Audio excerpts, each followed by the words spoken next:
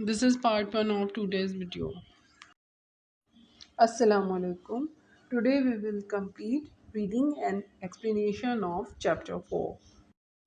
We will start its written work next week inshallah. I am going to read first paragraph of page number 26 for you. Please pay attention.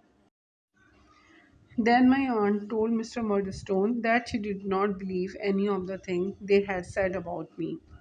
She said she would make a home for me with her. Without saying any more, Mr. and Miss Murdstone both walked out of the cottage. At Mr. Wickfield's, my aunt and I were soon good friends, and the time passed very pleasantly. David, she said one evening, we must consider your education. Would you like to go to school at Canterbury?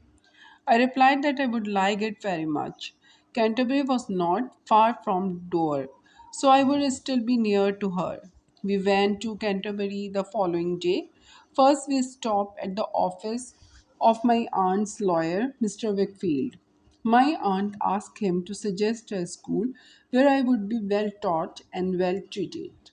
After some discussion, he took my aunt to see a school he thought would be suitable. I waited for them in Mr. Wickfield's office. While I was waiting, I could see into another, smaller office. A thin young man with red hair was working there. I thought he could not see me, but later I realized that he could. I began to feel very uncomfortable. Every few minutes, he secretly stared at me for a minute at a time. Meanwhile, his pen went on writing or pretended to. At last, my aunt and Mr. Wickfield came back. My aunt had liked the school. They had decided that I should go there as a day student and that I would live with Mr. Wickfield. Come with me and meet my little servant, Mr. Wickfield said to us. Now I'm going to give explanation. In previous pages of chapter 4, we have read that finally David reached his aunt's Miss Betsy's house. David's condition was very bad, so Miss Betsy didn't recognize him. But David cried badly and told her that he was her nephew. Then Miss Betsy took him inside the house and gave him water for bath, clothes, and food. In short, Miss Betsy behaved with him kindly. Next morning, Miss Betsy told David about Mr. Murdstone's and his sister Miss Murdstone's arrival. Mr. Murdstone told Miss Betsy all bad things about David.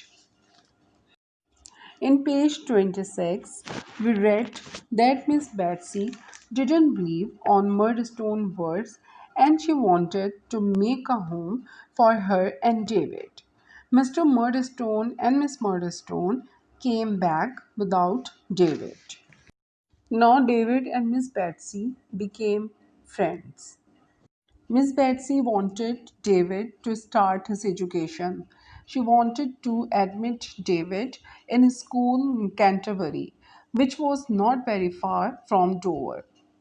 In Canterbury, Miss Betsy introduced David to her lawyer, Mr. Wickfield. When David was waiting in Mr. Wickfield's office, he saw a thin man with red hair who was seeing David secretly. David was feeling uncomfortable. That man was Uriah Heep, a very important and strange character of the novel.